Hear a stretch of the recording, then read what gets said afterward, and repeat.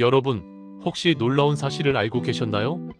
김정은 집권 이후 무려 26번의 쿠데타 시도가 있었다는 주장이 끊임없이 제기되고 있습니다. 오늘은 이 흥미진진하면서도 다소 충격적인 주제에 대해 심도 깊게 파헤쳐 보도록 하겠습니다. 2011년 김정일 국방위원장의 갑작스러운 사망 이후 그의 아들인 김정은이 권력을 승계받아 북한의 최고 지도자가 되었습니다. 그는 어린 나이에도 불구하고 강력한 공포 통치를 펼치며 자신의 권력을 공고히 하는 데 주력해왔습니다. 겉으로 보기에는 매우 안정적인 체제를 유지하고 있는 듯하지만 실제로는 그의 통치 기간 동안 끊임없이 쿠데타 시도가 있었다는 주장이 꾸준히 제기되어 왔다는 사실은 주목할 만합니다. 물론 북한 내부 정보에 대한 접근이 극히 제한적이기 때문에 정확한 횟수나 구체적인 내용들을 외부에서 확인하기란 매우 어렵습니다. 하지만 여러가지 정황들을 종합적으로 고려해볼 때 김정은 체제에 대한 내부적인 불만과 저항이 생각보다 훨씬 심각한 수준일 수 있다는 것을 충분히 짐작할 수 있습니다. 그렇다면 과연 이 26번의 쿠데타 시도 주장은 어디에서 처음 시작된 것일까요? 이 주장은 2022년 10월 16일에 채널5에서 방영된 이제 만나러 갑니다라는 텔레비전 프로그램에서 처음으로 제기되었습니다. 당시 방송에서는 구체적인 근거 자료는 제시되지 않았지만 김정은 시대에 끊임없이 암살 시도가 있었다는 점을 강조했습니다.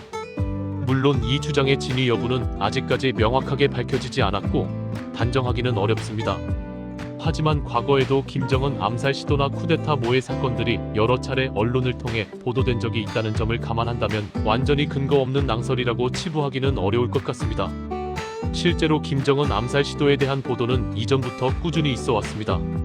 2016년 5월에는 북한 내부에서 김정은 암살 시도가 있었다는 충격적인 보도가 일본의 유력 언론사인 도쿄신문을 통해 보도되었습니다. 당시 도쿄신문은 북한 내부 관계자의 말을 직접 인용하여 국가보위부가 체제에 불만을 품고 있는 사람들의 신고를 적극적으로 독려하면서 암살 미수 사건을 언급했다고 보도하여 파장을 일으켰습니다. 또한 2012년 11월 3일에는 김정은이 문수거리 류경원 등을 현지 지도할 때 신원을 알 수 없는 한 남성이 기관총을 몰래 숨겨두고 암살을 시도하려 했다는 주장도 제기되기도 했습니다. 이 남성의 구체적인 신원이나 배후 세력은 아직까지 밝혀지지 않았지만 김정은에 대한 극도의 불만을 품고 개인적인 차원에서 암살을 시도했을 가능성이 있다는 분석이 지배적입니다. 더욱 놀라운 사실은 과거 박근혜 정부 시절에 국가정보원이 북한 내부의 쿠데타 세력과 비밀리에 모의하여 김정은 암살을 시도했으나 결국 실패로 돌아갔다는 주장이 일본 아사히 신문을 통해 보도되기도 했다는 점입니다.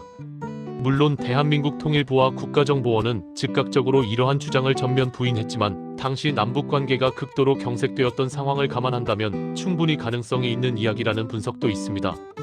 만약 이러한 주장이 사실이라면 김정은 체제는 외부 세력에 의해서도 끊임없이 심각한 위협을 받고 있다는 것을 의미하는 대목입니다.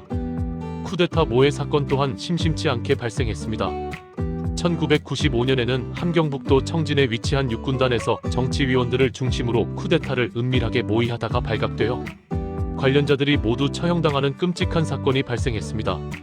당시 육군단은 북한 내에서도 핵심적인 군사 조직이었기 때문에 이 사건은 김정일 당시 정권에 엄청난 충격을 안겨주었습니다.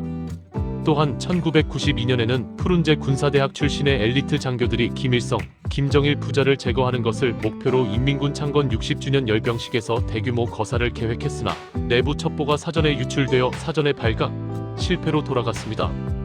이 사건은 북한 군부 내에서도 김일성, 김정일 부자에 대한 불만이 팽배해 있었다는 것을 여실히 보여주는 대표적인 사례라고 할 수 있습니다. 물론 현재 북한에서 쿠데타가 성공할 가능성은 극히 희박하다는 것이 대다수 전문가들의 일반적인 분석입니다. 북한의 군 지휘 체계 자체가 최고 지도부의 체제 수호를 최우선 목표로 설정되어 있고 상호 감시 시스템 또한 매우 철저하게 작동하고 있기 때문입니다. 하지만 만약 김정은의 최측근 친위 부대가 반란을 일으켜 김정은을 직접 확보한다면 상황은 순식간에 예측 불가능한 방향으로 흘러갈 수 있다는 분석도 존재합니다. 실제로 과거 북한에서는 군부 내 불만이 극도로 고조되어 쿠데타가 발생 직전까지 간 사례가 여러 차례 보고되기도 했습니다. 따라서 김정은 체제는 겉으로는 매우 공고해 보이지만 내부적으로는 항상 쿠데타의 잠재적인 위험성을 안고 있다고 평가할 수 있습니다. 최근에는 북한이 러시아-우크라이나 전쟁에 자국 군대를 파병하기로 결정한 것에 대해 북한 주민들과 군인들 사이에서 상당한 동요가 일고 있다는 정보도 입수되고 있습니다. 만약 북한이 실제로 파병을 결정한다면 이는 김정은 체제에 대한 내부적인 불만을 더욱 심화시키는 촉매제 역할을 할 가능성이 높습니다. 뿐만 아니라 잦은 숙청과 심각한 경제난, 그리고 외부 세계 정보의 꾸준한 유입 등으로 인해 김정은 체제에 대한 누적된 불만이 점차 임계점에 다다르고 있다는 분석도 설득력을 얻고 있습니다. 이러한 복합적인 불만 요인들이 결국에는 쿠데타와 같은 극단적인 저항 시도로 이어질 가능성을 완전히 배제할 수는 없을 것입니다. 흥미로운 사실은 과거 장성택을 숙청할 당시 김정은이 그에게 국가전복음모 행위 혐의를 적용했다는 점입니다. 이는 김정은 체제에서 처음으로 적용된 혐의라는 점에서 매우 이례적이라고 할 수 있습니다.